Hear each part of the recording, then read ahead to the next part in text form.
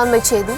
கோவில்பட்டியில் நேற்று காணாமல் போன 5ஆம் வகுப்பு சிறுவன் சடலமாக மீட்கப்பட்ட நிலையில் அந்த பகுதியில் தடயவியல் துறை சோதனை மேற்கொண்டு வருகின்றது. விவரங்களை தர இருக்கிறார் செய்தியாளர் முத்துராமன். வணக்கம் முத்துராமன். ஏற்கனவே அந்த பகுதியில் காவல்துறையினர் அக்கம் பக்கத்தில் இருக்கக்கூடிய வீடு வீடாக சென்று விசாரணை மேற்கொண்டு வந்தாங்க. தற்போது தடயவியல் துறையும் அங்கு வந்திருக்கிறது. விவரம் என்ன? வணக்கம் தர்ஷினி.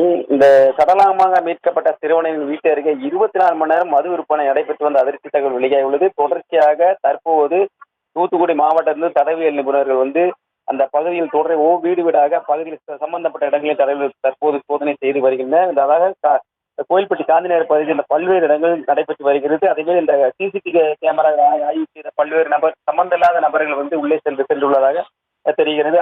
அதை அந்த இடத்தையும் சோதனை செய்து வந்துள்ளனர்.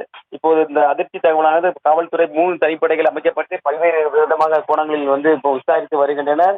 ஆனால் சரியான முறையில் துப்பு இன்னும் கிடைக்காத சூழ்நிலையில் சிறுவனை தேடி வந்த நிலையில் சிறுவன் பல்வேறு இடங்களில் வெளியே செல்வதற்கு எந்த அறிகுறிகள் என தெரிகிறது. குறிப்பாக இப்ப தடயவியல் நிபுணர்கள் தொடர்ச்சியாக தற்சமயம் இப்பொழுது இந்த பணிகள் நடைபெற்றுக் கொண்டிருக்கிறது.